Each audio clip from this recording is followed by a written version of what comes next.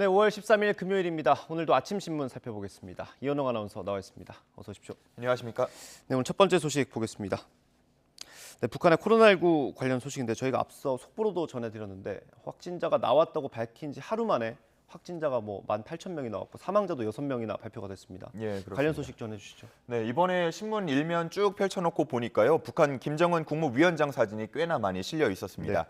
중앙일보와 동아일보 사진 준비했는데 위쪽에 나온 것처럼 김정은 위원장 정치국 회의에서 처음으로 마스크를 쓴 모습이 공개가 됐고요. 그 아래쪽에 나와 있는 동아일보 사진을 보면 당 간부들도 뒷모습 보이지만 마스크 모두 다 착용을 하고 있고 예. 또 이 김정은 위원장 뒤로 현송월 당 부부장까지 마스크를 쓰고 있는 모습이 나와 있습니다. 예. 전 세계가 코로나19로 정말 난리가 났을 때에도 이 북한 확진자가 없다라고 얘기를 했는데요. 이번에 코로나19 발생 사실을 처음으로 인정했습니다. 예. 자, 북한은 사실 확진자가 있어도 그동안은 좀 숨길 것 같은 그런 이미지를 보여왔는데 예. 이렇게 공개한 이유에 대해서 궁금해지지 않습니까? 이 중앙일보가 관련한 분석을 해서 기사를 냈습니다. 북한 공사 출신인 국민의힘 태영호 의원의 인터뷰가 있었는데요. 이렇게 관영 매체로 감염 사실을 널리 알린 걸 보면 상황이 매우 심각한 것으로 보인다라고 했는데 속보로 네. 전해드린 것처럼 꽤나 심각한 상황이 맞는 것 같고요. 또 다른 전문가는 북한의 보건 실태를 고려하면 파급이 클 것이다라고 예상을 하기도 했습니다. 이 신문은 북한의 1차 목적, 역시나 주민들의 경각심을 깨우는 데 있다라고 봤고요. 그 다음으로는 국제사회로부터 장비나 약품을 도입할 가능성을 열었다라는 분석도 있다고 했는데 예. 백신이나 진단키트, 치료제 같은 거를 들여오기 위한 목적이다 이렇게 볼 수가 있겠습니다. 네, 우리 정부도 도울 의향이 있다는 뜻을 밝혔으니까요. 앞으로 북한의 대응을 좀 보면 될 것 같고요. 네. 네, 북한의 표현대로 하면 최중대 비상 사건이지 않았습니까? 예. 근데도 미사일을 쐈습니다. 그렇습니다. 동아일보 보면서 미사일 관련된 이야기 한번 드려볼 텐데요. 예. 윤석열 정부 출범 이후 첫 번째 미사일 도발이라는 점에서 우리가 주목을 해야겠습니다. 예. 신문은 이 점 말고도 새벽이 아닌 저녁에 쐈다는 점에도 주목을 했고요. 또 초대형 방사포로서 최초로 세발 연사였다라는 점을 중요하게 다루고 있었습니다. 예. 신문은 북한이 우리를 향한 기습 타격 능력을 테스트한 정황이라고 분석을 했는데요. 네. 올해 초부터 있었던 미사일 발사 시점 보면 대부분 오전이었는데 이렇게 오후 6시 이후에 쏜 거는 이번이 처음이라고 합니다. 예. 그리고 세 발을 연거푸 쏘면서 복수 표적을 공격할 수 있다라는 점을 과시했다는 설명이 있었습니다.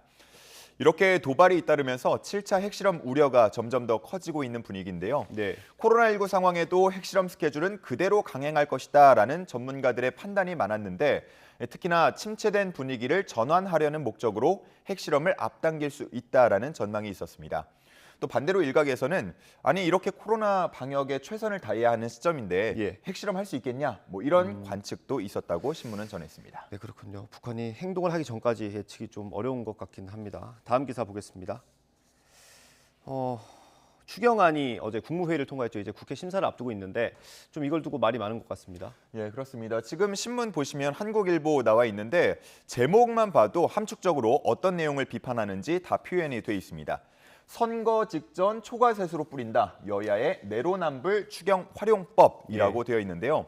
첫 번째 비판, 선거 직전에 추경을 편성하는 방식이 관행처럼 굳어져 가고 있다라는 부분입니다. 예. 그리고 두 번째 비판은 초과세수를 활용해서 추경 재원을 마련한다라는 부분을 비판하는 건데요. 하나씩 조금 더 자세하게 설명을 드리겠습니다.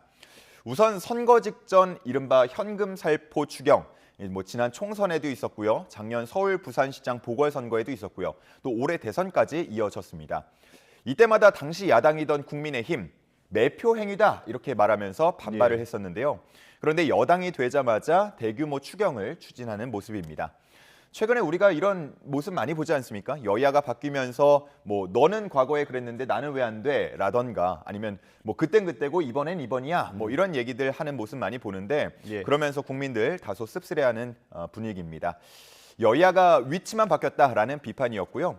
두 번째도 비슷한 내용인데 과거 민주당이 추경 재원을 마련하면서 초과세수를 활용하니까 국민의힘이 그랬거든요. 남는 세금은 나랏빚부터 갚아야 한다. 이렇게 얘기한 바가 있었는데 예. 스스로 한 말을 어긴 셈이 돼버렸습니다.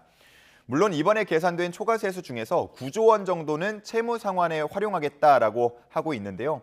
전문가들은 현재 국내외 변수들이 워낙 많기 때문에 조금 더 신중하게 접근해야 한다 이런 얘기들을 하고 있습니다. 예, 뭐 민주당에서는 세금 추계가 왜 이렇게 잘못되냐 이런 비판도 있더라고요. 예. 그것도 어떻게 되는지 좀 지켜보면 좋을 것 같습니다. 다음 기사 보겠습니다. 민주당이 어제 아주 성비위 문제로 하루 종일 시끄러웠습니다. 맞습니다. 예. 정말 뭐 여러 건의 성비위 의혹이 어제 한 번에 제기가 되면서 민주당 비대위 지방선거 서울 출정식을 취소했고요. 예. 대신해서 대국민 사과 기자회견을 여는 모습이었습니다. 윤호중, 박지원 공동 비대위원장이 나란히 고개를 숙이고 사과하는 모습도 신문에 많이 실려 있었는데요. 예. 이 의혹들을 정리한 기사가 조선일보에 나와 있었습니다. 예. 먼저 어제 가장 크게 문제가 됐던 박완주 의원의 성비위, 작년 12월쯤 발생한 걸로 알려졌고요. 예. 이 피해자가 대선에 미칠 영향을 고려해서 공론화하지 않으려고 했다고 합니다. 그저 박 의원의 사과를 요청했다고 하는데 이 요청이 잘 받아들여지지 않자 결국 지난달 당의 피해 사실을 알렸고 조사 결과 제명까지 이어지게 됐습니다. 두 번째 의혹은 최근에 성희롱 발언으로 당 윤리심판원에 회부된 최광욱 의원의 추가 의혹 제기였는데요. 예. 여성 보좌진의 외모를 품평하고 비하하는 등 성희롱성 발언을 했다는 의혹이 추가로 나온 겁니다. 네. 이에 대해서 최 의원의 입장도 밝혀졌는데 악의가 느껴지는 날조다라고 반박하고 있는 상황입니다.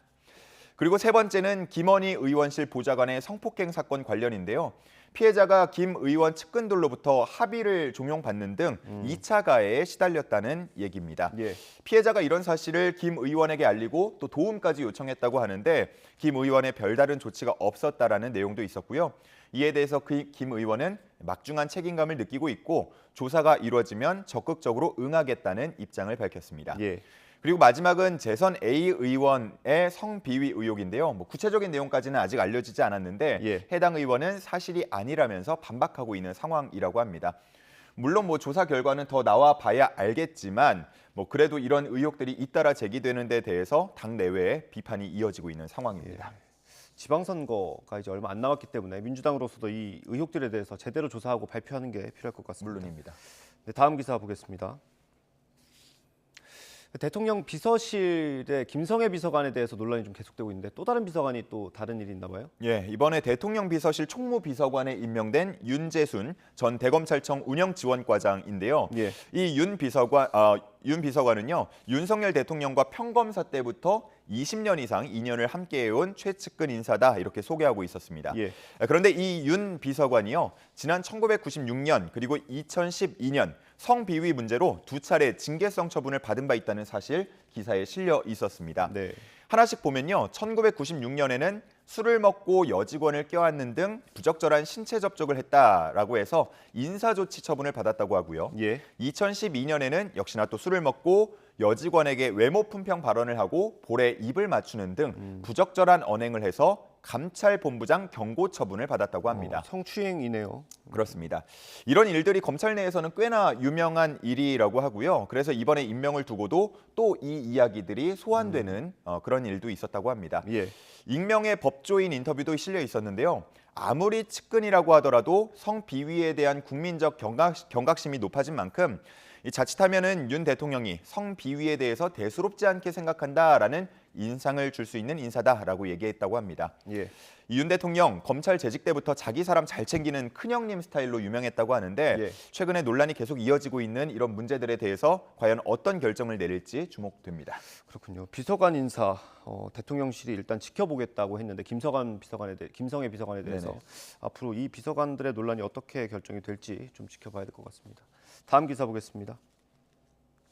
저희가 어제 서울구청장 선거 짚어봤는데 사실 서울시 운영하는 데 있어서 의회 지원도 꽤 많이 필요하거든요. 예. 의회 선거 어떻게 될지 좀 볼까요? 네, 관련 기사를 조선일보가 썼는데요. 우선 역대 서울시 의원 선거 결과 중앙에 지금 그래프로 나와 있습니다. 함께 예. 보시죠. 2006년이 가장 위에 나와 있는데 한나라당이 절대 다수를 차지하는 그런 결과가 나왔는데요. 네. 그 후로 치러진 세 번의 선거에서는 모두 다 민주당이 압승하는 모습이었습니다. 근데 최근에는 이제 분위기가 좀 달라지고 있죠. 작년에 오세훈 시장이 보선에서 당선될 때 25개구 모두 다 국민의힘 손을 들어줬고요. 예. 또 윤석열 대통령이 당선됐다는 점도 생각해 보면 이번 결과 좀 예측하기가 쉽지는 않겠습니다. 예. 일단 양당의 목표는 똑같다고 합니다. 서울시 의회 총 112석 중에 과반인 56석을 넘기겠다라는 게 공동의 목표인데요. 예. 민주당 입장에서는 서울시장 선거 결과가 좀 불투명하기 때문에 서울시 의원 선거에서 역시 사활을 걸 수밖에 없는 상황이다라고 묘사를 하고 있었습니다. 이 시의회라고 하면 예산심의나 조례 제정 등에서 막강한 견제 기능을 갖고 있고 또 영향력을 행사할 수 있기 때문에 민주당 입장에서는 꼭 잡아야 한다라고 볼 수밖에 없겠고요. 한편 국민의힘 입장에서도 오세훈 시장이 취임 후에 예산이나 정책 부분에서 무언가 추진하려고 할 때 시의회의 견제를 받았던 걸 생각해 보면 이번에는 더 이상 물러설 수 없다. 이런 의지를 다질 수밖에 없는 상황입니다. 예. 이제 선거 19일 남았는데요. 과연 어떤 결과가 나올지 주목됩니다. 네, 그러게요. 이번에 그래프로 그렸을 때 어떤 모양이 나올지 관심이 갑니다. 네. 다음 기사 보겠습니다. 네, 사진 두 장입니다. 기존의 대통령이 머물던 청와대 그리고 옮겨간 곳 모습인 것 같네요. 예, 그렇습니다. 용산과 종로의 모습이 나와 있는데 말씀하신 대로 옮겨간 곳 그리고 이전에 있던 곳 좀 상반되는 분위기입니다. 예. 새 정부가 출범한 지 나흘째인데요. 벌써부터 풍경이 확 달라졌다고 합니다. 먼저 위쪽에 나와 있는 용산 지역부터 보면요. 지금 폴리스 라인 막 쳐져 있고 집회가 막 이어지고 있는 모습입니다. 현재 인근 주민들이 협의회를 꾸려서 탄원을 준비하고 있다고 하는데요. 집무실 이전에 따른 집회가 이어져서 좀 소음이나 치안 등의 문제가 생기고 있는 것 같습니다. 예. 그래서 이를 이유로 집회를 막아달라라고 인근 주민들이 요청하고 있는 상황이고요. 협의회에 한 관계자 말이 실려 있는데 처음에는 대통령이 오는 게 영광이라고 생각을 했는데 예. 막상 며칠 지나 보니까 이거 집회 소리에 스트레스를 너무 많이 받습니다. 이런 얘기를 하고 있다고 합니다. 한편 청와대가 개방된 종로의 모습을 보면요. 사람들이 줄지어 서 있는 모습 볼 수 있는데 청와대행 셔틀버스를 기다리는 사람들 모습이라고 합니다. 정말 이렇게 많은 사람들이 모이니까 주변 상권도 방긋 웃고 있다고 하는데요. 인근 편의점 운영자 이야기가 담겨 있었는데 예. 개방된 첫날에는 준비한 물이 다 팔려서 주변에서 빌려올 정도였다. 이런 얘기를 하고 있습니다. 예. 또 한 식당은요. 전직 대통령들이 좋아했던 메뉴로 꾸민 이른바 청와대 메뉴를 또 특별히 준비를 하고 있다는 내용도 실려 있었습니다. 예. 집무실 이전으로 이렇게 각 지역의 분위기가 많이 바뀌고 있는 모습이었습니다. 네, 그렇군요. 다음 기사 보겠습니다. 네, 사진 3개가 나와 있네요. 어떤 내용인지 소개를 좀 해주시죠. 네, 문재인 전 대통령이 해외 정상급들로부터 받은 선물들 사진이 나와 있는데 예. 왼쪽부터 하나씩 보시면요. 프란치스코 교황에게 받은 이 청동 올리브 가지가 가장 왼쪽에 나와 있고요. 예. 중앙에 나와 있는 건 토마스 바흐 IOC 위원장의 선물이었습니다. 그리고 가장 오른쪽에 거북선 보일 텐데 북한 김정은 국무위원장이 선물한 거북선 모형이라고 합니다. 예. 이 세 가지의 공통점은요. 이러한 것들이 기록물로서 이관됐기 때문입니다. 어제 대통령 기록실이 문재인 전 대통령 재임 시절 만들어진 기록물 1,116만 건이 대통령 기록관 등으로 이관됐다고 전했습니다. 이 중에 보면 한 80% 정도는 전자기록물이라고 하고요. 여기에는 문재인 정부에서 운영했던 청와대 국민청원 게시판에 올라온 글들, 또 청와대에서 운영했던 SNS 같은 것들이 포함이 된다고 합니다. 또 이 기록물 중에는 지정 기록물이라는 게 있는데요. 이 지정 기록물 최장은 15년까지, 또 대통령 사생활과 관련한 거는 최장 30년까지 비공개되는 기록물입니다. 이 기사에서는 30년 동안 비공개되는 지정 기록물이 39만여 건 되는데 역대 대통령 중에서 가장 많았다라고 설명하는 부분도 있었습니다.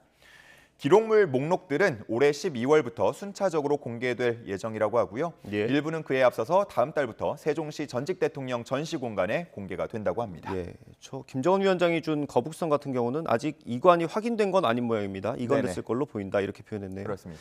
네, 다음 기사 보겠습니다. 네, 요즘 여름 휴가 계획하는 분들 꽤 많으실 것 같아요. 근데 비행기 값이 만만치 않더라고요. 네, 정말 그 가격 보고 깜짝 놀라는 분들 많으실 것 같은데 한국일보 기사 보시죠.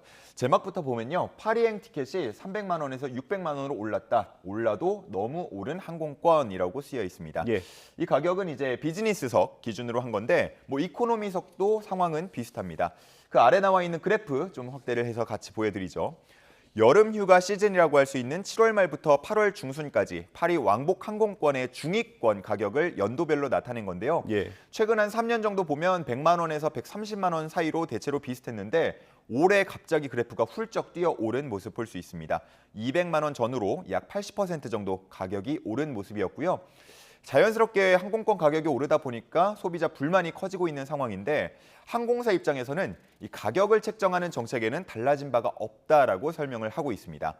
즉 수요와 공급에 따른 자연스러운 가격 상승으로 볼 수가 있겠는데요. 예. 일단 공급 측면에서 보면 최근 항공사들이 많이 편수를 늘리고 있지만 코로나 이전과 비교해서는 한 50%에 불과한 상황이라고 하고요. 예. 또 수요 측면에서 보면 가격이 어느 정도 오르더라도 나는 그래도 가겠다라는 승객들이 많기 때문에 가격이 계속해서 끊임없이 오르고 있는 상황이라고 합니다. 예. 여기에 더해서 러시아의 우크라이나 침공이라던가 공급망 이슈 등으로 유류 할증료도 오르고 있고요. 또 환율도 불안정한 상황이기 때문에 이런 부분들도 함께 항공권 가격에 영향을 미치고 있는 상황이라고 합니다. 네, 오늘은 이 소식까지 짚어보겠습니다. 오늘 고생하셨습니다. 감사합니다.